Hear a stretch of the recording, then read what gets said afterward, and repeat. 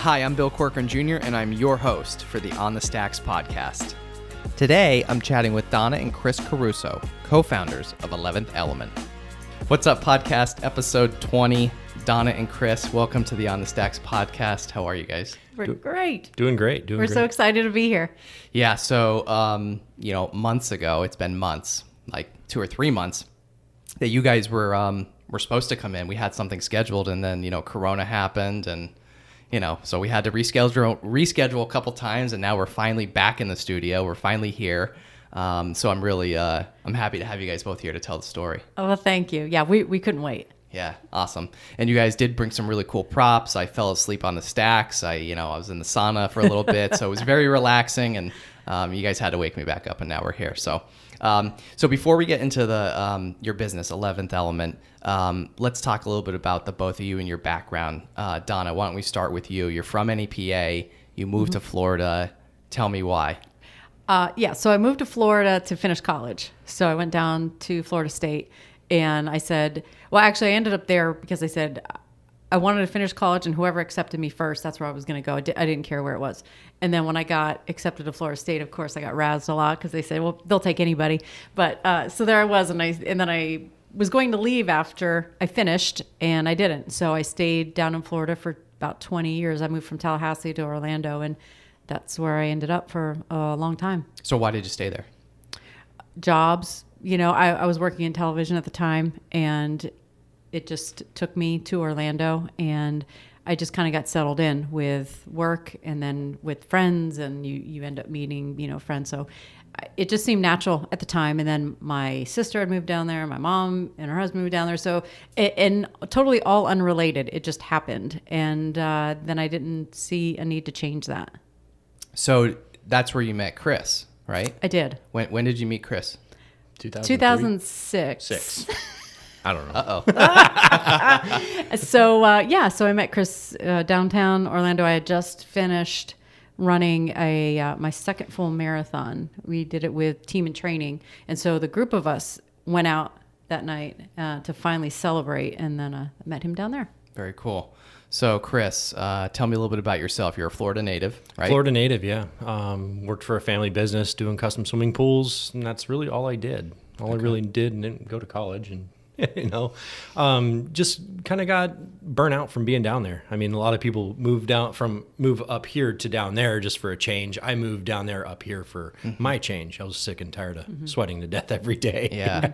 So how long did you guys live in Florida together before you moved up? I'm going to let her answer that question. Yeah, you don't want to say the wrong thing again. Well, we met in 2006. So, Yes. And then we just moved up in, 2 years ago. Yeah. So, yeah, so 12 Into years. 2018, yeah. 12 years down there, I guess. Okay. Yeah. So what made you guys move back to, Donna moved back to NEPA, but what made you guys move up to NEPA?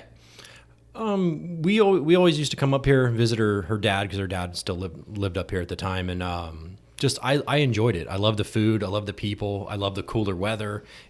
It's a beautiful state, and people take it for granted. They just see the city. They don't get out. They don't go on hiking as much. There's tons of stuff to do here, and just people don't. They again take it for granted. I took going to Disney and Universal Studios, going to the beach all the time. You take that for granted, and you stop going because you're just like, oh, it's the same stuff all the time. So, but it's a beautiful place. I love the people, the food, all the family businesses, all the family restaurants and stuff are just so good. Yeah, because down in Orlando, a lot of it is so commercial, and that's what you really liked about it up here is it's local stuff. Yeah. And we still had a lot of friends that lived here that I went to high school with, and so you immediately have a community. Yeah. Right? Yeah. And in Orlando, there's so many people down there. You're almost nobody because there's so many folks there, and you just can't grow those relationships. And here he kind of saw that even from a distance when we would just come back to visit. In the short amount of time that we would be here for a few days, he really saw that, and that was a big draw. Yeah, and it's always it's like relationship before business. So you build relationships with people, and then people will come and spend time with you. Go to your business, like check out businesses and stuff like that. So I like that aspect. So did you guys have the idea to open the spa before you moved up here? No. So you guys moved up here. Then what? Well, I think we were trying to figure it out. We had a couple of different ideas, and all we knew is that Chris didn't want to do outside construction anymore. And we threw around a couple different ideas, and he has a little bit of a health story, and that leads into kind of why we got into the business that we're in right now. Yeah, so Donna touched on when I met her, she just got done running her second marathon. And then after we were together for a while, I got into running. So over a couple of years, I started getting into a lot of long distance running, training a lot. I did 7.5 marathons in a year, and then I ran a full marathon and then a half marathon after that. And I ended up, not stretching and doing the things that you should do. Yoga is awesome if you're a runner. It keeps your joints nice and loose. But I ended up with tendonitis in both of my hips. So it was incredibly painful to get up, walk, get in and out of vehicles. So I was looking for ways to help recover. Went to Panama, did stem cell therapy, amazing pain. It instantly took my pain away. So, but before I went to Panama, we tried these salt float tanks. We tried the saunas and salt rooms. The salt float tank mainly because it has so much Epsom salts in it. It helps with muscle and joint pain. So I tried to relieve some of that pain that I was feeling every day. I would go into the float tanks, but I needed that fix. So we listen to Joe Rogan all the time on his podcast, and he is a big proponent of the float tanks and stem cell therapy. So I ended up going to Panama to one of the doctors that he visited down there, and instantly the next day my pain was gone. Wow. So and it's been over 2 years. 2 years since. And so then after that, then we started doing all these services just to kind of maintain your health. Yeah. So you were going somewhere else, right? And then you said like, hey, why don't I start this business to help myself and help others that are going through the same thing you're going through? Yep, because it helped me recover, helped with recovering after my stem cells. And I know it worked for me, and we wanted to open something and help other people, like you said. And it's just something that we really believe in, and we know we can help people. So what is 11th Element? Well, our Tell me what you tagline guys is do. 11th Element is a relaxation and wellness spa. And the reason why we chose that is because we want folks to know you can come in and you can relax and you can have a great day, but there are real health benefits to every one of those services. And so that's kind of where the wellness part comes in. And for the good part of last year, we spent really educating people. I mean, if there was an event, your events, we were always at. If there was something, we were there. And it got to the point where then people started to know who we were, and we were promoting this long before we were even open. We were still building it out, but we knew there was a lot of education. We had a lot of work to do. And so because people have heard of a float tank, or they heard maybe of a salt room, but they don't really know why or what it does or even what it looks like, because when people come to our spa and we show them, they're like, oh my gosh, like this is like for real. And so that's like the cool part, but we really want to emphasize it's not just cool looking or relaxing. People, everybody falls asleep there, but ideally it's for people to feel better, to get better, and then to maintain that health. So what are some services you guys offer? So we have the Halo therapy, which is the salt rooms, and then we have infrared saunas, and we have a float tank for now, but we can expand to a second one. Okay. Those are the three services, and we do massage periodically throughout the month. We have a couple days throughout the month, which is done in one of our third salt room, which is a really, really nice ambiance in there. So is each one of these better for different types of people, like that have different injuries or just different conditions? Yeah, Yes. different conditions. Like, can you tell me a little bit about each one? Sure. Do you want to start? I'll start, and then Sure. We'll start with the salt room, because that's kind of the biggest part of our business. Because I think a lot of people don't know and understand it, and to be honest, I don't even really know. Yep. So this is all new to me. Okay, so salt room, basically in ours, you're surrounded by actual Himalayan salt. That's all. It's all the floors, the walls. We have backlit brick, salt walls, all salt. And the idea is that when you go in there, I tell everybody, so what you see is strictly decor. There's no health benefit to it. You're just sitting there and it's kind of, it's for ambiance. The benefit comes from a piece of equipment. It's called a halo generator. And basically it grinds up medical grade salt and it disperses it into the air. So when you're sitting in there, you'll hear it grinding up, and then you'll see it coming in. The air starts to get a little foggy. You'll start tasting it on your lips. But the idea is that you're breathing in these micron-size salt particles. And what it's doing is it's going in and it's cleaning up your respiratory system. So it's respiratory health, and especially now it's very important, right? Yeah. And so we tell people if your nose starts running in there, if you're coughing, I said those are all good signs, because that means it's whatever's in there, it's helping clear it up and break it up. And so it's very, it helps for allergies, asthma, COPD, snoring, sleeping issues, stress. If you have cystic fibrosis, I mean, the list is on and on. And I think once people do the research, they're very pleasantly surprised on how many conditions that this helps. And people say, what if I have high blood pressure? Well, it's not digestive, so it's respiratory, so it's not going to mess with your blood pressure. Yeah, and it's also good for skin conditions as well, like eczema. And psoriasis. So the dry salt, actually activates skin cells to help regenerate. So a lot of doctors will tell you to go to if you have skin conditions, go into the ocean.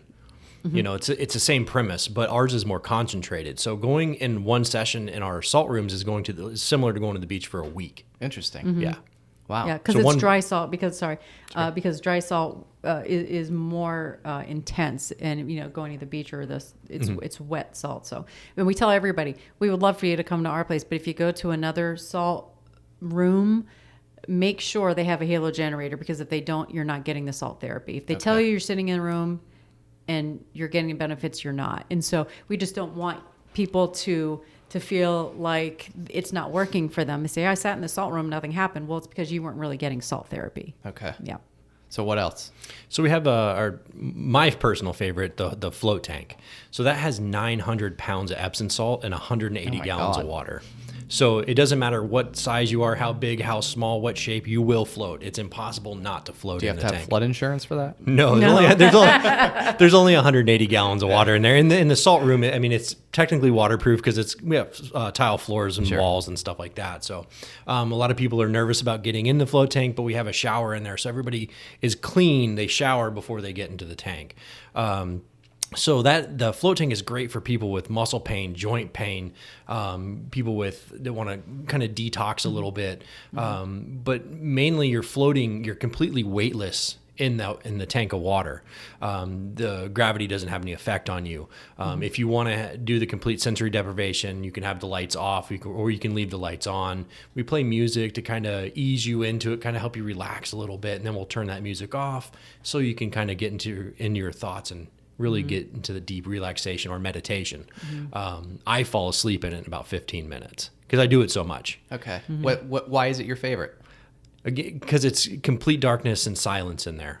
And you can kind of just, kind of clear your head and just zen out and kind of not think about all the craziness that's going on right now, Yeah. Yeah. A lot of us, I feel like, could use that right now. Yeah. And again, it is one of the main things I used for my hip pain. So again, I'm so comfortable in there, doing it so much. It's, it's just, again, it's a neat experience. I really love it. Yeah. How long is a typical session? The float tank's 50 minutes. So you're in there, we give you the room for an hour, but we give you plenty of time to shower before and after. So if you rinse off real fast on the first, you can get a couple extra minutes. There are some places that do overnight floats. That's one thing that people are kind of uncomfortable with. What if I flip over? Like, you can't. You don't have any leverage to flip over in the water, and if you did, there's so much salt in there, it's going to burn your eyes and wake you up. Okay. It's a completely safe environment. It's between the float tank and the salt rooms. They're so sterile. Nothing can grow. There's no bacteria or anything that can grow in these environments. So they're very sterile, very clean, clean environment. And the third thing that we have is infrared saunas. They're different from steam saunas or radiant heat saunas. So our saunas have infrared heaters in them. So the infrared waves will penetrate into your skin, kind of warming your body temperature up to 2 to 3 degrees. And that's helping with, again, blood flow for muscle. I'm trying to think. just muscle healing, promotes blood flow. It also raises your body temperature, and that helps fight off colds and stuff, and puts you in a fever state. So it's getting all the bad out. You're detoxing while you're in there, and certain temperature ranges is great for that. Or if you want to just cut weight, if you're a wrestler or something, you jack it up to 158 degrees, and you're sweating out water weight. But not everybody needs to be that hot. A good temperature is 130 to 145 degrees are the best temperatures to sit in there. It's very comfortable, and we have TVs in the room, so with the Bluetooth, so you can listen and watch TV while you're sweating. It makes the time go by a little faster. Yeah. And you guys also do some massage therapy too?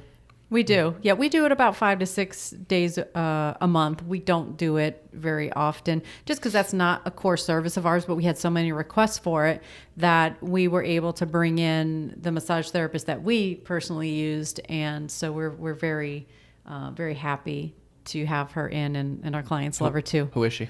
Alyssa Chestnut. Okay. She does some over at Balance Yoga too. Okay, cool. Yeah. Very cool. So now you guys were shut down, right? During the shutdown. I mean, you guys couldn't operate at all? Nothing. Nope. Yeah, we were shut for 3 months and 2 days. Wow. So what we did is we kind of pivoted a little bit with all of our retail products, because we have a select products that are natural, organic type, good for you type of things, but a lot of like spa type things. So we took all of it and we put it all online and created an online store, because some folks still needed their either like CBD salve or different soaps that they like, or soaks. And so we wanted to make sure that they still had those available, and we offered, delivery or shipping, that sort of thing. But as far as our core business, our services, we couldn't do any of it. Yeah, which salt rooms would have been great for people to keep up their immune system or keep their respiratory system healthy. Yeah, but couldn't stay open. Wow. No. Well, thankfully we're back in the green phase, and you guys are open. That's right. Yeah, we opened right up the very first day we could, and we're back just normal hours. We're open 7 days a week, and we said, let's just go. Let's just go with it, because we feel like people kind of need it right now. Yeah. Did you guys have to do a lot to like prep the place? No, because we went down there every day, every other day, because I still had to take care of the float tank, and you got to take care of it like a commercial swimming pool. You don't use the same chemicals, but you still have to put enzyme removers in there, and then bromine every once in a while. So you had to keep that water clean. Plus, you were in there every day. Yeah, well, almost every other day. Well, that's important to know, because even though we were shut down, we were there all the time. Like he said, that float tank never shuts off. It's always on. It's always filtering when someone's not in it. So it constantly goes through the different filtration systems that are in there. Yeah, it has a ultraviolet light that kills 99% of the germs and bacteria. Plus, it has an ozone generator built in. And again, I do those other things, put the enzyme removers in there. There's it's actually another oxidizer. We use hydrogen peroxide. So it's a safer chlorination. So it's safer for people's skin and stuff like that. So It keeps the smell down too. It smells nice and clean in there. So. Yeah, nice. So for those that are listening and may not know Donna and Chris, you guys are husband and wife, and how is it like working together? And Chris, is Donna always right? She is always right. It's not, because I'm used to working in a family business. I did that for 20 years down in Orlando, working for my family. So I'm comfortable with that dynamic. It's nothing really new to me. And then I make her stay in the office all the time. Whatever. And I actually worked for we worked together at their business down there. And so you worked together prior to opening. We did. Yeah. And to be honest with you, not to get too sappy, but we enjoy each other's company. And, that seems like it. And we get along really well. And so us being together all the time is not a problem. Yeah. So do you guys both do like different parts of the business? Like, I would say yes. He's probably better at the front desk or with people. He's really good at explaining things and giving the tour around. I'm more, I think, inclined to be in the back office, on the business side, the paperwork girl. So, and that's great organized, because we each have different strengths. Yeah, no, totally. And we play off of that, and so we're not fighting for each other's jockeying for position, if you will. Yeah, yeah. So was starting the business, you guys have been in business for a couple of years. Was it like you thought it would be? What kind of challenges? You guys hit any challenges? along the way so far? Besides the shutdown, obviously. Well, we opened November 1st, so we were only open for 4 months before we got shut down. Right. Oh, I thought you guys 5 were open months. longer. No, we're very new. We wow. spent a lot of last year really doing the build out, and Maybe just because I saw you marketing it for so long, that I thought you were open for a couple of years. We were promoting seriously. a business that wasn't even really that's open a great thing yet. because I mean, look, I mean, to me, in my eyes, you guys were already a well-established business. right. And Surprise! I think that worked out well for us because by the time we were open, people had to know who we were and what we did. Well, you did a good job. Well, thanks. Yeah. Appreciate that. So as far as like challenges, I think we're still trying to figure out what those are. Yes, it's still trying to get people to stop in and know that we're there and to be comfortable coming in and know kind of what we do and what we can do for them. That's the biggest challenge, really. And I said it before, education is the biggest part of what we're doing because we know once we can get people in the door, we know there'll be a customer because not only have we tried really hard to give them a place to come to that is welcoming, it's clean, it's safe, it's modern, I guess you could say. But when they notice and they see what it can do for them, that's the benefit. Yeah. Yeah, that's the bonus. Yeah, definitely. Mm-hmm. So you guys are glad to be back in NEPA? Yeah. We are. We really are. And I think it's the weather is probably the biggest benefit that we came, and the food. And I was going to say, what's your favorite thing about NEPA? It's the weather. It's the open space. You know, when you're in Orlando, you're living right on top of each other, and we live on the mountain, so we have a little bit of extra room, and the air is different. And again, the people and the restaurants are different. We like supporting local, and we like going to mom and pop places because that's kind of what we are. And we hope that people will support us too. And in that same vein, it's just like, okay, if we want to go eat or we need to pick something up, where can we go that's going to benefit somebody here and locally? And that's really what we try to do. And that'd be hard to do down there.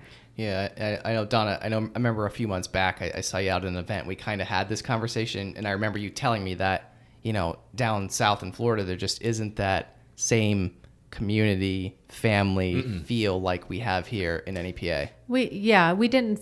I don't feel like that at all. Even though I was actually there for 21 years, and it just felt very commercial. Okay. And it felt unattached. So although I was gone for such a long time, I realized I had to rebuild a lot of those relationships again. But it didn't take very long, and people are very welcoming. And that's what Chris said.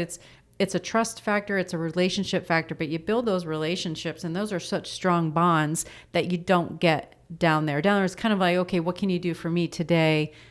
And then they're gone. And that's it. That's right. Here, it's lifelong, relationships. And if you don't know somebody, they know somebody they can refer you to. So it's such a great knit community, and we just love it.